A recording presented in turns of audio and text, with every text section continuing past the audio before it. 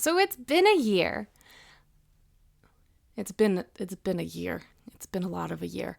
It's been a year since Taylor Swift released The Tortured Poets Department, her 11th album, and kind of like 11 and a half because it was a double album. She surprised us with, she just didn't stop writing, which is one of the reasons I love Taylor. She just never stopped writing, despite being on this massive world tour and just being the busiest woman alive. She was just like, yeah, here's another album. Oh, and we're just going to like throw in this whole extra set into my giant world tour in the middle of it. But also since that album dropped, the world has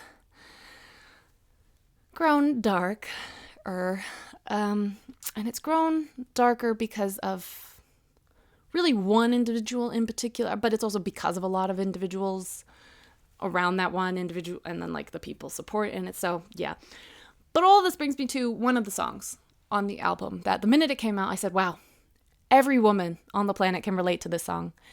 And now I feel pretty much everyone, particularly all Americans, can relate to this song. And the song in question is called The Smallest Man Who Ever Lived. Now, if you ever listen to it, it starts off kind of slow and kind of unassuming. You're just like, okay, she's just kind of angry at this guy. But then the bridge arrives. And if you want to know how big and incredible this bridge is, on tour, like I was screaming. My jaw was on the floor watching it for the first time. I wasn't even at the concert. I was watching it on a video. It was, she turned it into a drum line, right? So like everyone comes out like soldiers marching, pounding on the drum, and she's leading them. And then they're like under fire and they start to fall one by one because the bridge feels like you're getting shot every time you hear it. It hits so hard to the core. It captures what it is to be around a small man. Let me just go through it really quickly if you've never heard of it. So the bridge starts, were you sent by someone who wanted me dead? Did you sleep with a gun underneath our bed? Were you writing a book? Were you a sleeper cell spy? In 50 years, will all this be declassified? Are you using me? Are you just using me? Because the smallest men always just use people, especially women, for their own gains. Then she goes into, and you'll confess why you did it, and I'll say good riddance, because it wasn't sexy once it wasn't forbidden. I would have died for your sins. Instead, I just died inside. And this is the part I think everyone can relate to. And you deserve prison, but you won't get time. You'll slide into inboxes and slip through the bars. Some of her most incredible wordplay right there.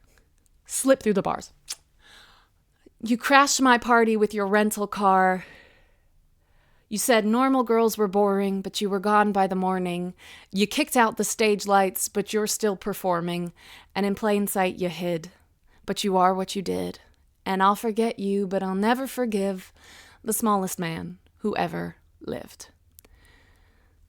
So a smallest man is a man who is very performative, very ego-driven, very selfish, very self-centered, doesn't really care about who he hurts or takes down in his way, really only worries about his wants and his needs and nobody else's. And he deserves prison, but he won't get time. He'll just keep on careening through the bars and flirting with the girls and living his life, and we'll all sit here and suffer because of it. I thought it would be fun to go through some of the smallest men who never lived in celebration of the album, and also to make myself not think about the living smallest men who are like in charge of this country. So I'm going to rank them based on like just how small I think they are. So we're going to get progressively smaller and smaller and smaller. And these are all just men who just immediately came to mind when I thought of this video. Just the smallest men who never lived. These are the first people who came to mind for me.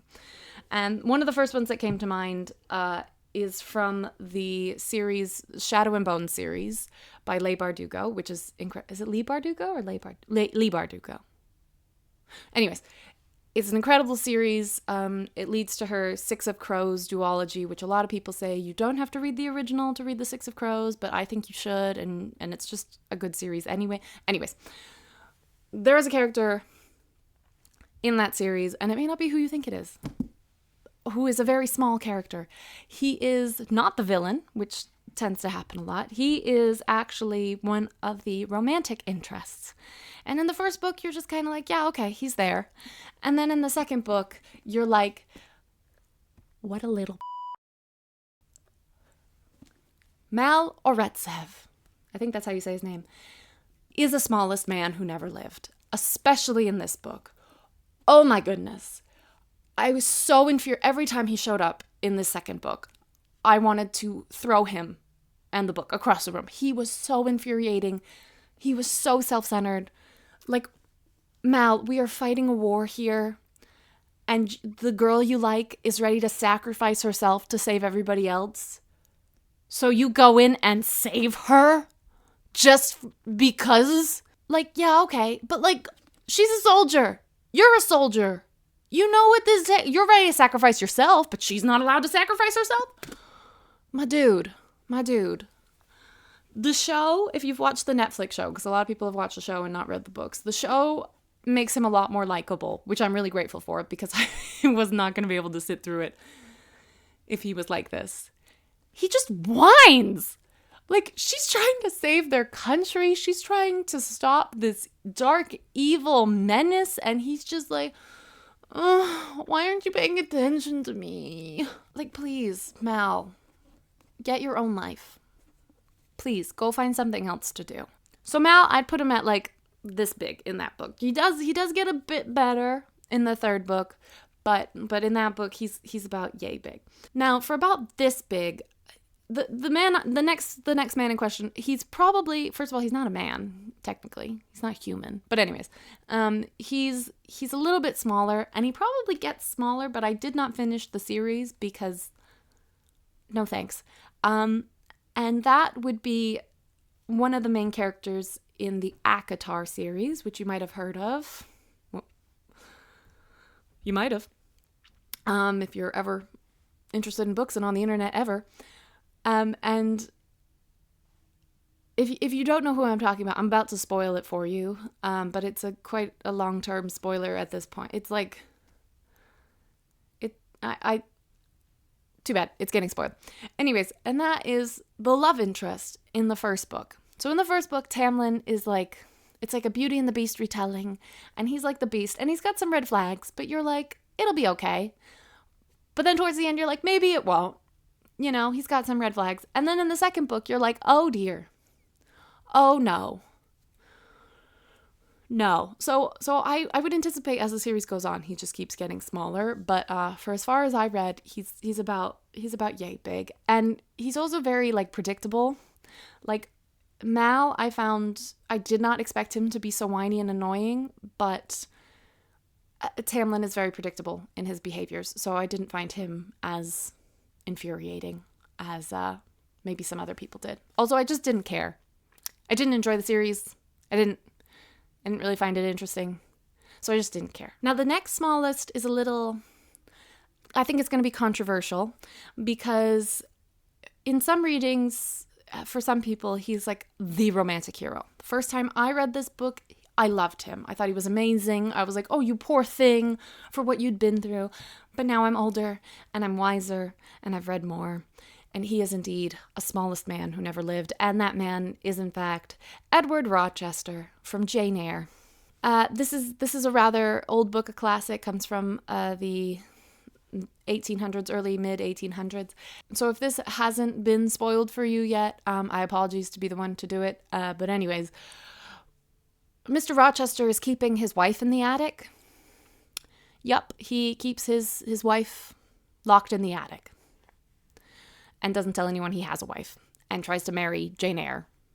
And she finds out he has a wife on their wedding day. Now, when you first read the book, you're like, oh no, you poor thing. You have this wife and she's insane. And you don't want to put her in a madhouse because, you know, early Victorian madhouses are insane and terrible. And she'd be treated worse than she is at home, you know, well taken care of in this rich house. But then you get older. And then you might read a book like The Wild Sargasso Sea. Wild Sargasso. I don't know how to pronounce anything. Anyways, this book came out in like the mid 1900s. I think like 1966. And this is an author who said, okay, but what if she wasn't mad or insane? What if he was like many husbands of the day, many men of the day, and just said she was insane because they didn't like her behavior? And she was also from the Caribbean, and he transported her back to England.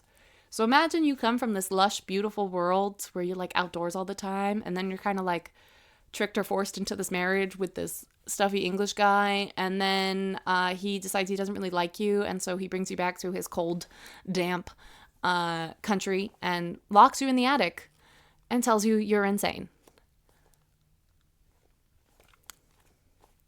Yeah, you can see where the smallest man energy is coming in. Now again, it really depends on your point of view, and I want to be fair to one dear friend I have who I know is a Mr. Rochester lover. So I wanted to add, if you do love him, please go check out Jane and Edward, which is a modern retelling of Jane Eyre. I wasn't sure about it for most of the time that I was reading this, but by the end, great, brilliant, and the way they do the twist on the wife, I think is rather good. So if you are a romantic and you love your Rochester, go ahead and read this. Smaller than Rochester, I think is quite obvious, another Bronte novel, and that is Heathcliff from Wuthering Heights. Even though he is really big and has a lot of really big energy, I think it's really compensating for the fact that he is a very small person inside. But on top of this, I would also like to add not just Heathcliff, the character, but also everyone involved in the new Wuthering Heights adaptation, particularly the man playing Heathcliff. Anyone who doesn't this adaptation, right? We're getting little photos in advance, and this adaptation from the start, it could have been amazing. You know, we love book adaptations. They're awesome, except when they're not. And they're not when you're trying too hard to like make it relevant to modern audiences. You don't have to. We care. We want this. We don't need it to look weird. We don't need the costumes to look more modern. We don't need Barbie in the movie. I'm sorry, but that just seems weird. She doesn't look like a Victorian waif. Like she doesn't have that look about her. It's just bad casting, okay? And Heathcliff, if you didn't know, heavily implied he is not white. There's a lot of literary analysis that goes into that, and that's why Heathcliff is one of the best characters in literature, because there's so much to pick apart with him. He's one of the smallest men, like as a person, but as a character, he's larger than life and so fun to talk about. But anyways, he is very much not white, and they picked a very white man to play Heathcliff, and it's just like, okay, whatever. They don't care. Like, we could have done something different here. And instead, it's just another boring white rich people up on the moors, driving each other crazy.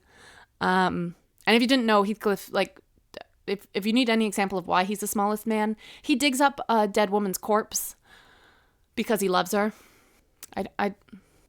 He also makes everyone else's life a living hell just because he can, and because he didn't like the way he was treated. Which is understandable, but like, my dude, go, let these people go. You're all horrible for each other. Just walk off the moor. Just leave. But he doesn't. He just keeps crashing into the party in his rental car over and over and over. Yeah.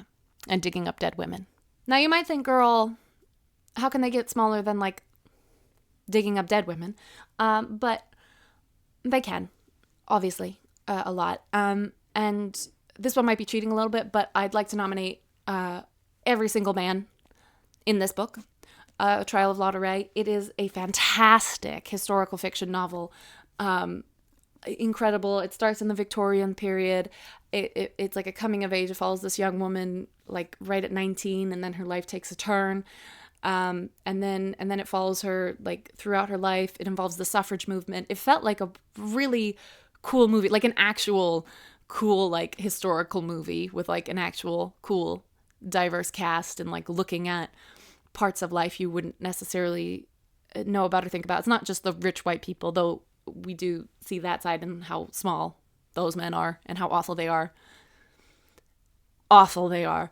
There is one man in this book who I might not put on that list, but he still like falls into the trap of the smallest men, because this book also goes into World War I. And if you didn't know, World War I killed off about 3/4 of the population of men in Europe. And why?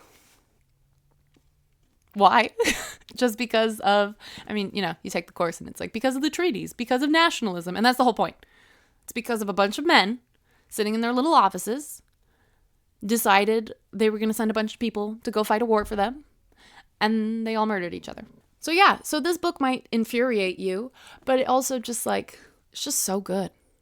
It's so good. So I really recommend it. On like tied, I'd put this one at tied.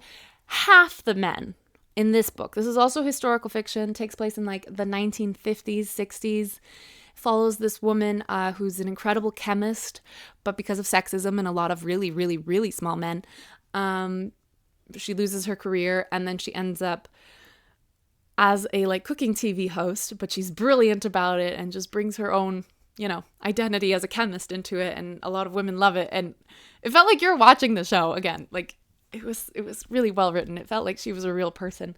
But half the men in this book are awesome and like feminist allies and stuff, and the other half aren't that big. And then for my smallest man, my smallest man, my smallest man who never lived, given what the other characters on this list have done, he might not be the smallest man, but to me he is.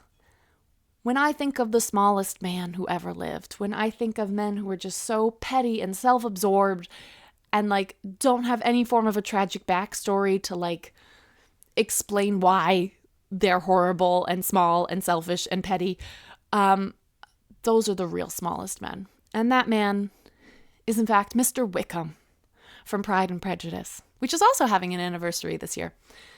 Mr. Wickham walks onto the, I mean, he just is the smallest man. He suits all of it. He walks onto the scene and he acts like he's wonderful and charming and all the women are in love with him, but he's just using all of them. And then you find out how much he's used other women and how much he's just terrible and only out for himself and so selfish.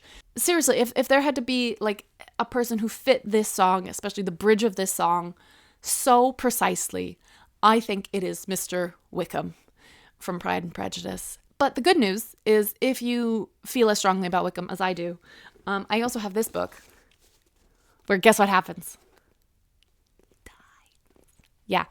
So we get rid of him. And I haven't read this one yet, but it's by Claudia Gray, who is, of all things, my favorite Star Wars author. She writes a lot of Star Wars books that are really phenomenal. And so I know this is going to be great. And also, any book where this guy dies will be great. I just know it. So those are my smallest men who never lived. I'd also like to put forward a bonus one for a smallest woman who never lived. This is really random, but just, this is a really random story. A lot of people don't know about it, but I sat down and read it and I thought it was, I really, really enjoyed it. It was a lot of fun. It's really short. It's a novella. It's Jane Austen's Lady Susan, and it's told all through letters. And Lady Susan is very much a smallest woman who ever lived. She very much falls in line to all the tropes of the smallest man, and she's like Cruella de Vil without the puppies. Like she's great. You know, just as a bonus to show I'm not just a pure misandrist, I can also recognize that women can be very small and suck and stuff. But yeah, we're all experiencing a lot of small men and small women. There are also some small women in those upper offices, aren't there? I could think of one in particular. But anyways, I hope you enjoyed this. Please go have a listen. Don't even have a listen. From here, from YouTube, go directly to The Smallest Man Who Ever Lived live performance. Watch that. Enjoy. Have your mind blown. Be so impressed. If you have any small men who never lived that come to mind when with this video, please leave them in the comments, because I know we all need to vent about some small men right now. So please feel free.